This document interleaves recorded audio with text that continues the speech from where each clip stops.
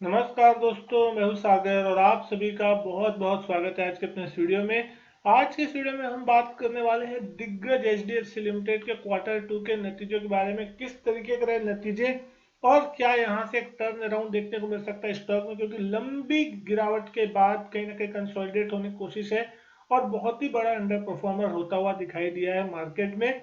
तो क्या यहाँ पे एक बड़ी तेजी के संकेत आते हुए दिखाई देंगे नतीजे के बाद? तो सबसे पहले बात करें तो ये आंकड़े जितने भी 1 करोड़ में है और हम बात करने वाले हैं यहाँ पे स्टैंड लोन फाइनेंशियल रिजल्ट यहाँ पे सितंबर क्वार्टर के। सितंबर क्वार्टर में इंटरेस्ट अर्निंग इनकम की अगर हम यहाँ बात करें तो 13,142 करोड़ का नंबर आता हुआ दिख रहा है, जो कि लास्ट ईयर 10,578 करोड़ के आसपास का था। तो कहीं ना कहीं 25% से ज्यादा की जो बढ़त है वो इंटरेस्ट अर्निंग इनकम में यहाँ पे देखने मिल रही है, लगभग साल दर साल बेसिस पे। पिछले जून क्वार्टर में आंकड़ा 11,963 करोड़ का था, तो वहां से भी लगभग 10-12% की क्वार्टर ऑन क्वार्टर बढ़त है, जो कि एक शानदार बढ़त कही जाएगी एचडीएफसी लिमिटेड के टर्म में। टोटल रेवेन्यू फ्रॉम ऑपरेशन की बात करें तो 15,027 करोड़, जो कि लास्ट ईयर लगभग 12,215 करोड़ था और 13,240 करोड़ जून क्वार्टर में आता हुआ दिखाई दिया था।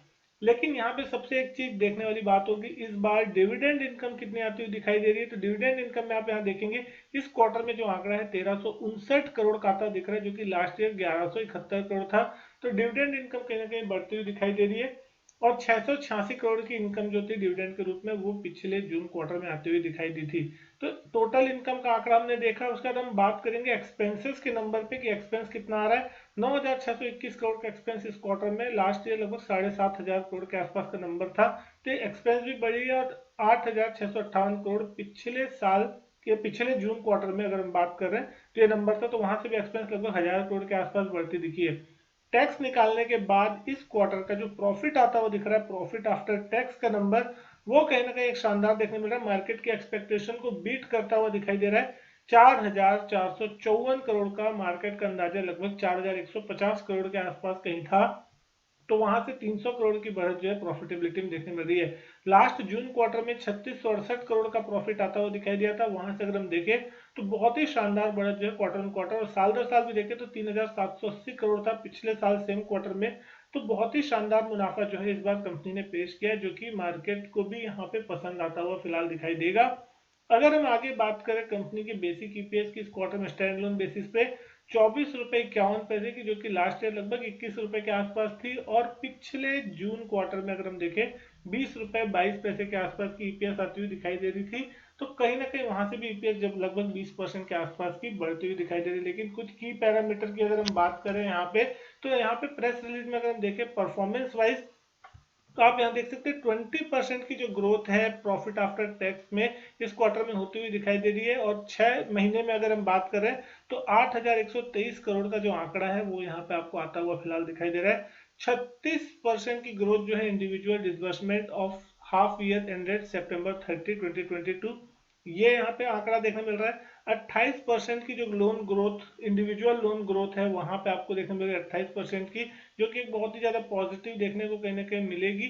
कैपिटल एडिक्वेसी रेशियो भी अगर हम यहाँ पे देख रहे हैं तो 22.5% पे आता हुआ दिखाई दे रहा है। टीयर 1 कैपिटल पे 21.9 देखने मिल रहा है। 15% increase in consolidated profit after tax attributed to the corporation for the half year ended September 30 2022, 11,862 crore पे ये नंबर जो है कहीं ना कहीं निकल के आ रहा है। तो दोस्तों यहाँ पे एक शानदार जो नंबर है वो आता हुआ मार्केट की तरफ से दिखाई दे रहा है। तो इसमें स्टॉक में किस तरीके का मूवमेंट जो है वो होता हुआ दिखाई दे रहा है, तो आप यहाँ देख सकते हैं नतीजों के बाद कहीं ना कहीं स्टॉक एक मोमेंटम लेने की कोशिश करता हुआ दिखाई दे रहा है। नतीजे के बाद स्टॉक 2500 के पार निकलने की कोशिश कर रहा है। अगर इसको डेली चार्ट पे अगर हम इस स्टॉक का चार्ट एनालिसिस करने की कोशिश कर रहे हैं तो आप देख सकते हैं एक बहुत लंबा कंसोलिडेशन जो है कहीं ना कहीं इस स्टॉक में देखने को मिला है।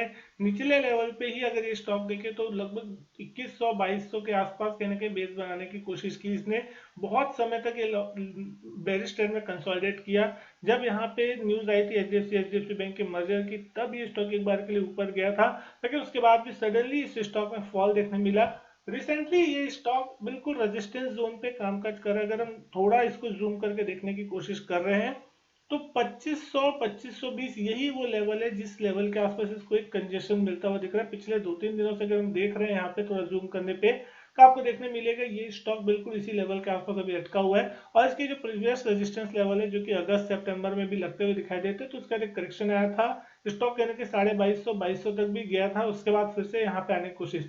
अगर ये लेवल निकल जाते हैं 2500-2510 के और इसके ऊपर जाके अगर स्टॉक कामकाज करने की कोशिश करता है और क्लोजिंग देता है, तो दोस्तों यहाँ पे बहुत जबरदस्त जो ब्रेकआउट है लंबे समय का आता हुआ दिखाई देगा और कहीं ना कहीं ये स्टॉक फिर एक बड़ी तेजी के लिए तैयार होता हुआ दिखाई देगा और 200 दिन के एक्सपोनेंशियल मूविंग एवरेज के ऊपर भी स्टॉक कामकाज कर रहा है और उसके बाद हमको ये स्टॉक कहीं ना कहीं उस लेवल पे दिखेगा जिस टाइम पे ये पिछले महीने अप्रैल में, पिछले इसी साल अप्रैल में जब यहाँ मर्जर की न्यूज आई थी, तो कहीं ना कहीं 2600-2700 की रेंज में फिर आपको ये स्टॉक कहीं ना कहीं जाता हुआ दिखना चाहिए। तो ये लेवल एक बहुत लंबे समय का जो लेवल है, जो बहुत से लोग इस स्टॉक में फंसे हुए और बहुत बड़ा अंडर परफॉर्मर भी अगर हम कहा जाए तो एचडीएफसी और एचडीएफसी बैंक दोनों ही निफ्टी में होते हुए दिखाई दे रहे हैं। जहां मार्केट अपने हाई के आसपास चलता हुआ दिख रहा है, ये स्टॉक्स अपने हाई से भी अगर हम देखें तो लगभग लगभग 20% के आसपास की गिरावट के साथ कारोबार करते हुए दिखाई दे रहे हैं। तो कहीं ना कहीं यहाँ पे बहुत बड़ा एक मोमेंटम जो है वो चेज करना बाकी है। अगर यहाँ किसी प्रकार की कोई भी पॉजिटिव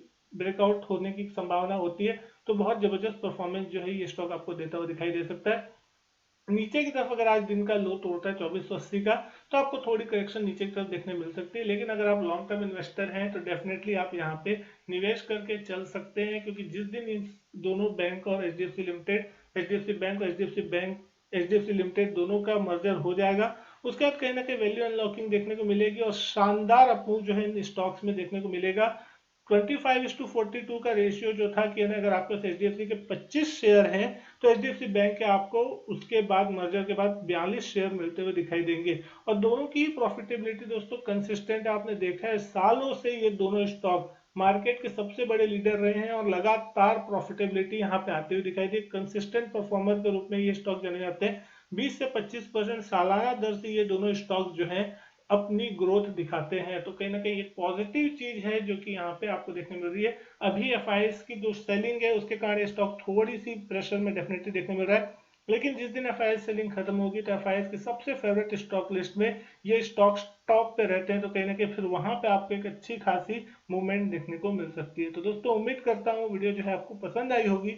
वीडियो अच्छी लगी हो तो वीडियो लाइक करें, शेयर करें, चैनल नहीं किया सब्सक्राइब तो चैनल सब्सक्राइब जरूर करें। मैं आपसे मिलता हूं अपने नेक्स्ट वीडियो में, तब तक के लिए goodbye and thank you.